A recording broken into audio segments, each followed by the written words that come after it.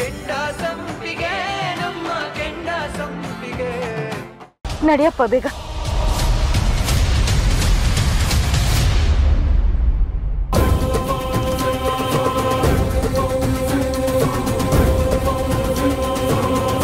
ನಾಯಕ್ರೆ ಏನ್ ಮಾಡ್ತಾ ಇದೀಯ ತೀರ್ಥ? ನೀನು ಈಗ ಬೆಳೀತಾ ಇದೀಯಾ. ವಿಷಯ ಗೊತ್ತಿಲ್ಲದೆ ದುಡ್ಕಕ್ಕೆ ಹೋಗ್ಬೇಡ. ಆವೇಶದಲ್ಲಿ ಏನೇನೋ ಮಾತಾಡಬೇಡ ಅಂತ ಎಷ್ಟು ಸರಿ ಹೇಳಿಲ್ಲ ನಿನಗೆ? ನಾಯಕ್ರೆ ನಾನು ಏನ್ ಮಾಡಿದೆ? ಏನ್ ಮಾಡಿದೆ? ನಿನಗೂ ಆ ಕಾಂಟ್ರಾಕ್ಟ್ಸ್ ಕರೆಸಿ ಏನೋ ಒಂದು ಮಾತಾಡಿ ಸಮಾಧಾನ ಮಾಡೋಂತ ನಾನಿದ್ರೆ ಈಗಲೂ ಗಲಾಟೆ ಮಾಡಿ ಕಳಿಸಿದ್ಯಂತೆ. ನಿನಗೆ ಕೋಪ ತಡ್ಕೊಳಕ್ಕಾಗೋದಿಲ್ವಾ? ನೋಡ್ತೀರ್ಥ, ಈ ರಾಜಕೀಯದಲ್ಲಿ ಕೋಪ ಒಳ್ಳೇದಲ್ಲ. ಹಾಗಲ್ಲ ನಾಯಕ್ರೆ, ಅವರೇ ತಲೆ ಕೆಟ್ಟವ್ರ ಹಾಗೆ ಮಾತಾಡಿದ್ದು. ನೋಡ್ತೀರ್ಥ, ಅವ್ರು ಮಾತಾಡ್ತಾರೆ, ಅವರಿಂದ ಎಲೆಕ್ಷನ್ಗೆ ಹೆಲ್ಪ್ ಆಗುತ್ತೆ. ಅಂಥವ್ರಿಂದಾನೆ ನಮ್ಮ ಪಾರ್ಟಿಗೆ ಫಂಡ್ ಜನರೇಟ್ ಆಗೋದು. ನೋಡು, ಈ ವಿಷಯದಲ್ಲಿ ದುಡುಕ್ತಾ ಇದೀಯಾ, ಅವ್ರಿಗೆ ಲಾಸ್ ಆಗದಿರೋ ಥರ ನೋಡ್ಕೋ. ನಾಯಕ್ರೆ, ಅವ್ರು ನಿಮ್ಮ ಹತ್ರ ಏನೇನೋ ಸುಳ್ಳು ಹೇಳಿದ್ದಾರೆ. ನಾನ್ ಮಾಡಿರೋ ಒಪ್ಪಂದದಲ್ಲಿ ಎಲ್ಲರಿಗೂ ಲಾಭ ಇದೆ, ಕ್ಷೇತ್ರದ ಅಭಿವೃದ್ಧಿ ಆಗುತ್ತೆ. ಅದು ತೀರ್ಥ, ರಾಜಕೀಯದ ನಿನಗಿಂತ ಅನುಭವ ಜಾಸ್ತಿ ನನಗಿದೆ. ಎಲ್ಲಿ ಹೇಗೆ ಮಾತಾಡಬೇಕು, ಏನ್ ಮಾಡ್ಬೇಕು ಅನ್ನೋದು ನಿನಗಿಂತ ಚೆನ್ನಾಗಿ ನನಗೆ ಗೊತ್ತು ಕಣಯ್ಯ. ನೋಡ್ತೀರ್ಥ, ಒಂದು ಕಡೆ ಕಡಿಮೆ ಸಂಪಾದನೆ ಮಾಡೋದು, ಇನ್ನೊಂದು ಕಡೆ ಜಾಸ್ತಿ ಮಾಡಿದ್ರಾಯ್ತು. ಅದೇನು ಅಂತಾರಲ್ಲ, ಈರುಳ್ಳಿ ಬಿಟ್ಟಿದ್ದನ್ನ ಬೆಳ್ಳುಳ್ಳಿ ತಗೋ ಅಂತ. ಯಾಕೆ ನಿನಗೆ ಅಲ್ಲೇ ಸಂಪಾದನೆ ಮಾಡ್ಬೇಕಂತ ಹಠ? ಯಾಕಂದ್ರೆ ಹೆಚ್ಚು ಲಾಭ ಪಡಿತಾ ಇರೋದು ಅವರು ನಾಯಕ್ರೆ. ಮತ್ತೆ ಮತ್ತೆ ಅದನ್ನೇ ಮಾತಾಡ ತೀರ್ಥ. ನಾನು ಒಂದು ನಿರ್ಧಾರಕ್ಕೆ ಬಂದಿದ್ದೀನಿ. 5% ಹೋದ್ರೂ ಚಿಂತೆ ಇಲ್ಲ. ಅವ್ರನ್ನ ಕರೆಸಿ ಮಾತಾಡಿ ಸಮಾಧಾನ ಮಾಡು. ನಾಯಕ್ರೆ, ನನ್ಗೆ ಅವಮಾನ ಆಗುತ್ತೆ. ನಾನು ಹೇಳಿದಾಗ ಮಾಡದೆ ಹೋದ್ರೆ ಇದಕ್ಕಿಂತ ದೊಡ್ಡ ಅವಮಾನ ಆಗುತ್ತೆ. ನಾನಾಗಿದ್ದಕ್ಕೆ ನಿನಗೆ ಕರೆದು ಬುದ್ಧಿವಾದ ಹೇಳ್ತಾ ಇದ್ದೀನಿ. ದೊಡ್ಡವರಾಗಿದ್ದಿದ್ರೆ ಅವ್ರ ಹತ್ರ ಕ್ಷಮೆ ಕೇಳು ಅಂತ ಹೇಳಿರೋರು.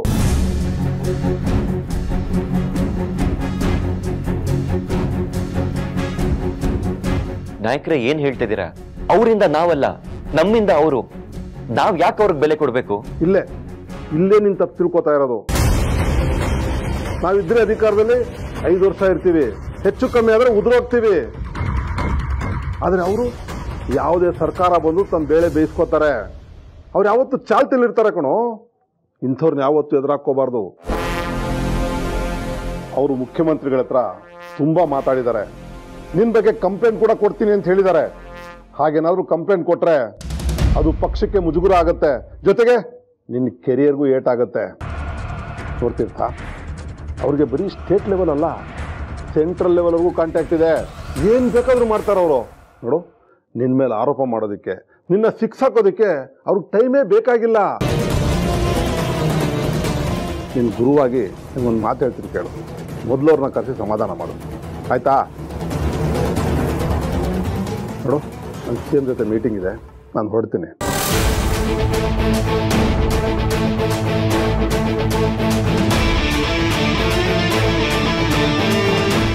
ಏನಂತೀರಿ ಸಾಹೇಬ್ರ?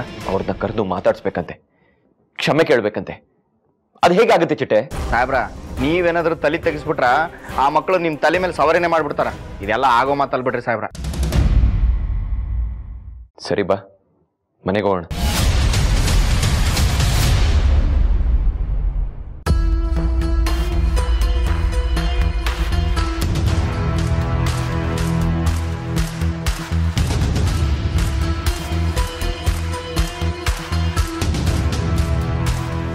ಸುಮಾ ಅಕ್ಕ, ಮಾತ್ರೆ ತಗೊಂಡ್ಯಾ? ಇಲ್ಲ ಅಕ್ಕ, ಯಾವ್ದು ತಗೋಬೇಕು ಅಂತಾನೆ ಗೊತ್ತಾಗ್ಲಿಲ್ಲ. ಸಾಹೇಬ್ರು ಅದೇನೋ ಅರ್ಜೆಂಟ್ ಕೆಲಸ ಇದೆ ಅಂತ ಹೋದ್ರು. ನಿಮಗೆ ಫೋನಲ್ಲಿ ಹೇಳ್ತೀನಿ ಅಂತ ಹೇಳಿದ್ರು. ಹಾ, ನನಗೆ ಮೆಸೇಜ್ ಮಾಡಿದ್ದ. ಇರು, ನಾನೇ ಮಾತ್ರೆ ಕೊಡ್ತೀನಿ. ಅಯ್ಯಯ್ಯೋ, ನಾನು ಫೋನ್ ಮರ್ತೇ ಬಿಟ್ಟಿದ್ದೀನಿ. ಹೌದಾ? ಪರವಾಗಿಲ್ಲ ಅಕ್ಕ, ಆಮೇಲೆ ಕೊಡಿ. ಇಲ್ಲ, ಒಂದು ಕೆಲಸ ಮಾಡು, ಆ ಪ್ರಿಸ್ಕ್ರಿಪ್ಷನ್ ಕೊಡು. ಚೀಟಿ ಡಾಕ್ಟರ್ ಕೊಟ್ಟಿರ್ತಾರಲ್ಲ? ಗೊತ್ತಿಲ್ಲ ಅಕ್ಕ. ಹೌದಾ?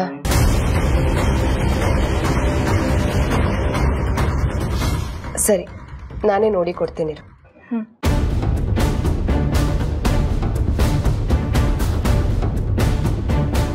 ಗೊತ್ತಿಲ್ಲದೆ ಇರೋದೇ ಒಳ್ಳೇದ. ಇದ್ಯಾವ ಮಾತ್ರೆಗಳು? ಯಾವುದಾದ್ರೆ ನನಗೇನು.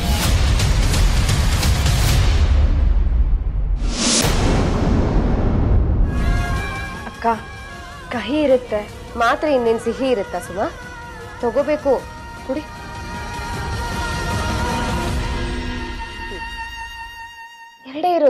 ತಗೊಂಡ್ಬಿಡು.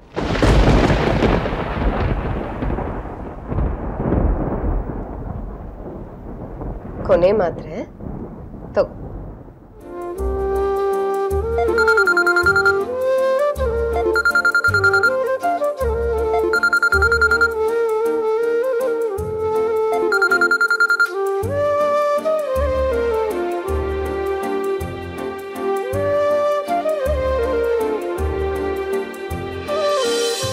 ಹಲೋ, ಏನ್ರಿ ಅಕ್ಕ ನೋಡ್ಕೊಳ್ಳೋದ್ರಲ್ಲಿ ನನ್ನನ್ನು ಮರ್ತೇ ಬಿಟ್ರ ಹೇಗೆ? ಅಯ್ಯೋ ದೇವ್ರೆ, ನಿಮ್ಮನ್ ಮರೆತು ನಾನು ಬದುಕೋದುಂಟೇನ್ರಿ? ಹಂಗಿರ್ಲಿ ಭಯ.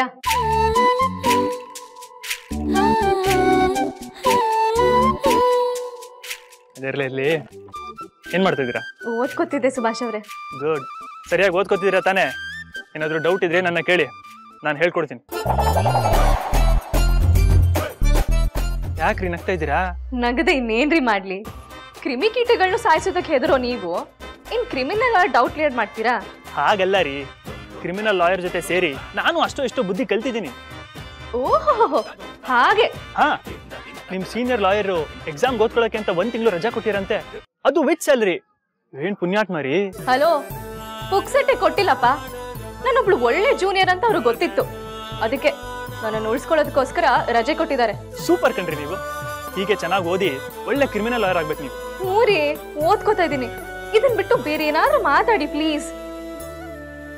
ಏನ್ರಿ ಮಾತಾಡ್ಲಿ? ಏನಾದ್ರೂ ಹೇಳಿ ರೀ. ನಿಜ ಹೇಳ, ನೀವು ಫೋನ್ ಮಾಡಕ್ಕಿಂತ ಮುಂಚೆ ಏನೇನೋ ತುಂಬಾ ಮಾತಾಡ್ಬೇಕು ಅನ್ಸುತ್ತೆ. ಆದ್ರೆ ಏನಾಗುತ್ತೆ? ಅದು ಅದೇನಾಗುತ್ತೆ ಅಂದ್ರೆ ಗಿಂದ್ರೆ ಅಂತ ರಾಗ ತೆಗೆದ್ರೆ ನಿಮಗೆ ತೊಂದ್ರೆ. ಕಪಿತರ ಆಡೋದನ್ನ ನಿಲ್ಸಿ ಮೊದ್ಲು ಅದ್ ಏನು ಅಂತ ಹೇಳ್ತೀರಾ? ನೀವ್ ಕಾಲ್ ಮಾಡ್ತಿದ್ದ ಹಾಗೆ ಏನ್ ಮಾತಾಡ್ಬೇಕು ಅಂತಾನೆ ಗೊತ್ತಾಗಲ್ಲ ರೀ. ನಿಮ್ ಧ್ವನಿ ಕೇಳಿ ನಾನ್ ಮೌನಿ ಆಗ್ಬಿಡ್ತೀನಿ. ಓಹೋ, ತಾವು ಕವಿನೂ ಆಗ್ತಿದ್ದೀರಾ? ಹಾ, ಕೆಲವೊಂದ್ಸತಿ ನಾನ್ ನಿಮ್ಗೆ ಕವಿನೂ ಆಗ್ಬೇಕು, ಕಪಿನೂ ಆಗ್ಬೇಕು.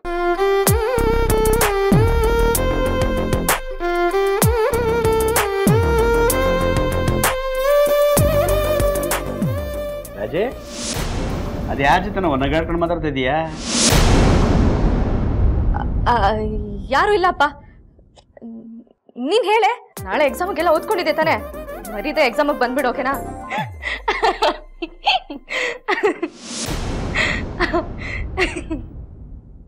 ಏ ರಾಜೇ, ಏನವ ನೀನು? ನಾನು ಅವಾಗಿಂದ ನೋಡ್ತಾನೆ ಇದ್ದೀನಿ. ಅದ್ ಯಾರ ಜೊತೆ ನಗ್ತಾನೆ ಇದೀಯಾ, ಮಾತಾಡ್ತಾನೆ ಇದೀಯಾ? ಏನ್ ಕತೆ ನಿಂದು? ಫ್ರೆಂಡ್ಸ್ ಅಪ್ಪ, ಓದಿನ ಬಗ್ಗೆ ಕಂಬೈನ್ ಡಿಸ್ಕಷನ್ ಮಾಡ್ತಿದ್ದೆ. ಹಿಂಗೆ ಈ ತರ ನಗಾಡ್ಕೊಂಡು ಕಿಸಾಡ್ಕೊಂಡು ಓದ್ತಾರೇನಮ್ಮ? ವಿದ್ಯೆ ತಲೆಗತ್ತದ? ಅದ್ರಲ್ಲಿ ಬಿಸಾಕ್ಬಿಟ್ಟು ಕೂತ್ಕೊಂಡು ಪುಸ್ತಕ ಐತಲ್ಲ ಕೈಲಿಟ್ಕೊಂಡು ಓದು. ಏನ್ ಹುಡುಗ್ರ ಈ ಕಾಲದವ್ರು. ಹಲೋ, ಆಮೇಲೆ ಮಾಡ್ತೀನಿ. ಸರಿ ಆಮೇಲೆ. ಸಾರಿ ರೀ, ಬಾಯ್. ಯಾವ ಮಾತ್ರೆ ಕೊಟ್ಟೆ ಕಣೆ ನೀನು?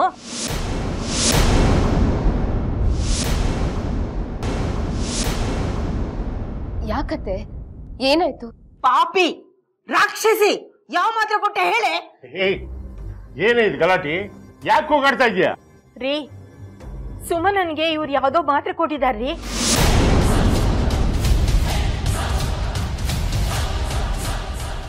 ಸುಮನನ್ ಹೊಟ್ಟೆನಲ್ಲಿರೋ ಮಗುನ ಸಾಯಿಸೋದಕ್ಕೆ ಇವರಿಬ್ರು ಹೊಂಚ್ ಹಾಕಿದ್ದಾರೆ. ಯಾಕತ್ತೆ ಹೀಗೆಲ್ಲ ಮಾತಾಡ್ತಿದ್ದೀರಾ? ನನ್ನನ್ನ ಕೊಲೆಗಡ್ಕಿ ಅಂತಿದ್ದೀರಾ? ಯಾಕೆ ಹೀಗೆಲ್ಲ ಮಾತಾಡ್ತಿದ್ದೀರಾ ಅತ್ತೆ? ಹೌದು ಕಣೆ, ನೀನ್ ಕೊಲೆಗಡಿಕಿನೇ. ನೀನು ಇವಳು ಸೇರ್ಕೊಂಡು ಇವಳಿಗೆ ಯಾವ್ದೋ ಬೇರೆ ಮಾತ್ರೆ ಕೊಡ್ಬೇಕು ಅಂತ ಪ್ಲಾನ್ ಮಾಡಿದ್ರಲ್ಲ, ಅದು ನನ್ಗೆ ಗೊತ್ತಾಗಿದೆ. ಅಮ್ಮ, ಏನಾಗಿದೆ ನಿನ್ಗೆ? ತಲೆನಾದ್ರೂ ಕೆಟ್ಟಿದ್ಯಾ? ಅದು ಸಣ್ಣ ಪುಟ್ಟ ಆಪಾದನೆ ಆಗಿದ್ದಿದ್ರೆ ಹೋಗ್ಲಿ ಬಿಡು ಅನ್ಬೋದಾಗಿತ್ತು. ಆದ್ರೆ ಈಗ ನೀನ್ ಮಾಡ್ತಾ ಇರೋ ಆಪಾದನೆ ಕೊಲೆ ಪಾತಕಿ ಅನ್ನೋದು. ಚಿಚಿ, ಏನ್ ಮಾತಾಡ್ತಾ ಇದ್ದೀನಿ ಅನ್ನೋ ಪರಿಜ್ಞಾನ ಇದೆಯಾ ನಿನಗೆ? ಅಮ್ಮ, ಸಾಧನ ಕೋಪಿಷ್ಟೇ ನಿಷ್ಠುರವಾಗಿ ಮಾತಾಡ್ತಾಳೆ ಅನ್ನೋದೇನೋ ಸರಿ, ಅದನ್ನ ಒಪ್ಕೊಳ್ಳೋಣ.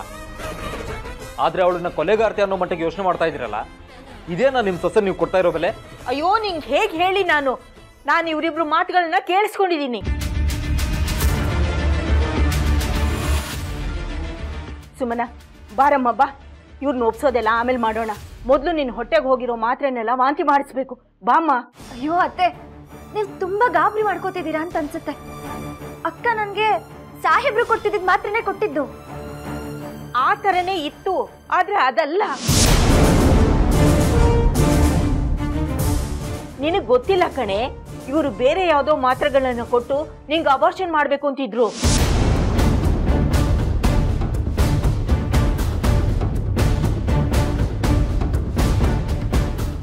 ಇವ್ರು ಮಾತಾಡೋದನ್ನ ನಾನು ಕೇಳಿಸ್ಕೊಂಡಿದ್ದೀನಿ.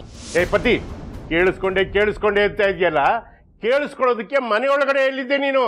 ನಾನು ಫೋನ್ ಮಾಡಿದಾಗ ನೀನು ದೇವಸ್ಥಾನದಲ್ಲಿದ್ದೆ. ಫೋನ್ ಎಲ್ಲಿಟ್ಟಿದ್ದೀನಿ ಅಂತ ನಾನು ಹುಡುಕ್ತಾ ಇರೋ ಅಷ್ಟರಲ್ಲಿ ಜಯರಾಮ ಅಪ್ಪ ಸೋಫಾ ಮೇಲಿಟ್ಟಿದ್ಯಾ ತಗೋ ಅಂತ ಕೊಟ್ಟ. ಅಷ್ಟೊಳಗೆ ನೋಡಿದ್ರೆ ನೀನ್ ಆಗ್ಲೇ ಬಂದು ಇಲ್ಲಿ ಗಲಾಟೆ ಮಾಡ್ತಿದ್ಯಾ. ಯಾವಾಗ ಕೇಳಿಸ್ಕೊಂಡೆ ನೀನು ಹೇಳು? ನೀವು ಫೋನಲ್ಲಿ ಮಾತಾಡ್ತಾ ಇರ್ಬೇಕಾದ್ರೆ ಅರ್ಧಕ್ಕೆ ಫೋನ್ ಇಟ್ಬಿಟ್ಟು ಎಲ್ಲೋ ಹೋದ್ರಿ ಅನ್ಸುತ್ತೆ. ಅವಾಗ ಇವರಿಬ್ರು ಮಾತಾಡೋದನ್ನ ನಾನು ಕೇಳಿಸ್ಕೊಂಡೆ. ಅತ್ತೆ, ನಾನ್ ಯಾಕತ್ತೆ ಹೀಗೆಲ್ಲ ಮಾಡ್ತೀನಿ? ಜಾನು, ನೀನಾದ್ರೂ ಹೇಳು. ನಾವ್ ಹಾಗೆಲ್ಲ ಏನಾದ್ರೂ ಮಾತಾಡದ್ವಾ? ಹೇಳು ಜಾನು.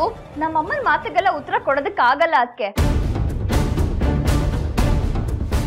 ಅಪ್ಪ ನೋಡಿದ್ರೆ ಅವಳು ರೂಮಿಗೆ ಹೋಗಿ ಊಟ ಕೊಡು, ತಿಂಡಿ ಕೊಡು ಅಂತ ನನಗ್ ಕೆಲ್ಸ ಕೊಟ್ರು. ಈಗ ನಮ್ಮಣ್ಣ ಇವಳಿಗೆ ಮಾತ್ರೆ ಕೊಡೋ ಕೆಲ್ಸನ ನಿಮಗ್ ಕೊಟ್ಟಿದ್ದಾನಲ್ಲ ಅದಕ್ಕೆ ಅಂತ ನಾನು ಅದಕ್ಕೆ ಬೈದ್ರೆ ಅದಕ್ಕೆ ನನಗೆ ವಾಪಸ್ ಬೈದ್ರು. ಅವಳಿಗೆ ಯಾವ ಮಾತ್ರೆ ತಗೋಬೇಕು ಅಂತ ಗೊತ್ತಾಗಲ್ಲ. ಅಕಸ್ಮಾತ್ ಯಾವ್ದಾದ್ರು ತಪ್ಪಾಗಿರೋ ಮಾತ್ರೆ ತಗೊಂಡ್ರೆ ಏನಾದ್ರೂ ಹೆಚ್ಚು ಕಡಿಮೆ ಆದ್ರೆ ಏನ್ ಗತಿ ಅಂತ ನನಗೆ ಬೈದ್ರು. ಇವಳಿಗೆ ಸರಿಯಾಗಿರೋ ಮಾತ್ರೆ ಕೊಡ್ಬೇಕು ಅಂತ ಅದಕ್ಕೆ ಅವಳ ಮೇಲೆ ಕೇರ್ ಇಟ್ಕೊಂಡು ಹೋದ್ರೆ ಅದಕ್ಕೆ ಒಳ್ಳೆ ಬಹುಮಾನನೇ ಕೊಟ್ರಿ ನೀವು. ನೋಡಿದ್ರ ಅದಕ್ಕೆ ಇಂಥವ್ರಿಗೆಲ್ಲ ಅಯ್ಯೋ ಪಾಪ ಅಂತ ಅನ್ಲೇಬಾರ್ದು. ನಮಗೆ ಪಾಪ ಸುತ್ಕೊಳತ್ತೆ. ಮುಚ್ಚೆ ಬಾಯಿ, ನಿನಗೆ ಕಪಾಳ ಹೊಡಿತೀನಿ. ರೀ, ಇವಳು ಹೊಟ್ಟೆಲಿರೋ ಮಗುಗೆ ಏನಾದ್ರೂ ಆಗಕ್ಕಿಂತ ಮೊದಲು ಆಸ್ಪತ್ರೆಗೆ ಹೋಗೋಣ ರೀ. ಇವಳನ್ನ ಕಾಪಾಡೋಣ. ಅತ್ತೆ, ಹಾಗೆಲ್ಲ ಏನೂ ಇಲ್ಲ. ನೀವು ಸುಮ್ಮನೆ ಹೆದರ್ತಿದ್ದೀರಾ. ಇಲ್ಲಮ್ಮ, ಇವರು ನಿನ್ಗೆ ಮೋಸ ಮಾಡ್ತಾ ಇದ್ದಾರೆ.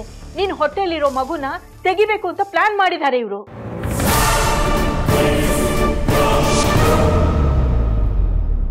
ನಿನ್ನ ನಾಟಕನ ಸಾಕ್ ಮಾಡೆ. ನಾನು ಯಾವ ನಾಟಕನೂ ಮಾಡ್ತಿಲ್ಲ ಅತ್ತೆ.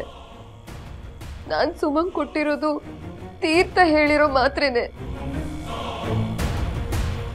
ಇವಳು ಕೊಡ್ಬೇಕಾಗಿರೋ ಮಾತ್ರೆನೆ ನಾನು ಕೊಟ್ಟಿರೋದು. ತೀರ್ಥ ಕೊಡು ಅಂತ ಹೇಳ್ದ, ಆದ್ರೆ ನೀನ್ ಕೊಟ್ಟಿರೋದು ಬೇರೆ ಮಾತ್ರೆ ಅಂತ ನನ್ಗನ್ಸ್ತಾ ಇದೆ. ಡಾಕ್ಟರ್ ಕೊಟ್ಟಿರೋ ಪ್ರಿಸ್ಕ್ರಿಪ್ಷನ್ ಎಲ್ಲಿದೆ? ಮಾತ್ರೆ ಎಲ್ಲಿದೆ? ತೋರ್ಸು ಅಂದೆ. ಪ್ರಿಸ್ಕ್ರಿಪ್ಷನ್ ಇಲ್ಲ ಅತ್ತೆ. ಆದ್ರೆ ತೀರ್ಥ ವಾಯ್ಸ್ ಮೆಸೇಜ್ ಕಳ್ಸಿದಾನೆ. ಅದನ್ನ ಕೇಳಿನೇ ನಾನು ಇವಳಿಗೆ ಮಾತ್ರೆ ಕೊಟ್ಟಿದ್ದು. ರೀ, ನೋಡಿದ್ರ ಇವಳನ್ನ? ಯಾವ್ದು ಸರಿಯಾದ ಮಾತ್ರೆ ಕೊಡ್ಬೇಕು ಅಂತಾನೆ ಗೊತ್ತಿಲ್ಲ ಇವಳಿಗೆ. ಇನ್ ಹೇಗ್ರಿ ಸರಿಯಾದ ಮಾತ್ರೆ ಕೊಡ್ತಾಳೆ ಇವಳು? ಅಮ್ಮ, ಯಾವ ಮಾತ್ರೆ ಕೊಡ್ಬೇಕು ಅಂತ ಗೊತ್ತಿಲ್ಲ ಅಂತ ಅದಕ್ಕೆ ನಿನ್ನ ಹತ್ರ ಯಾವಾಗ ಹೇಳಿದ್ರು? ಬಾಯಿ ಮುಚ್ಚಿ ನೀನು. ರೀ, ಇವ್ರು ಕೊಟ್ಟಿರೋ ಮಾತ್ರೆ ಸುಮನನ್ಗೆ ಕೆಟ್ಟದಾಗ್ಲಿ ಅಂತಾನೆ ಕೊಟ್ಟಿರೋದು. ಅವಳ ಹೊಟ್ಟೆಲಿರೋ ಮಗುಗೆ ಅಪಾಯ ಆಗ್ಲಿ ಅಂತಾನೆ ಕೊಟ್ಟಿರೋದು. ಏನಮ್ಮ, ಏನಾದ್ರೂ ಆಗ್ತಾ ಇದೆಯಾ? ಇಲ್ಲ ಮಾವ. ಅಪ್ಪ, ಅಕಸ್ಮಾತ್ ಅದೇನಾದ್ರೂ ಬೇರೆ ಮಾತ್ರೆ ಆಗಿದ್ದಿದ್ರೆ ಇಷ್ಟೊತ್ತಿಗಾಗ್ಲೇ ರಿಯಾಕ್ಷನ್ ಆಗ್ಬೇಕಾಗಿತ್ತು.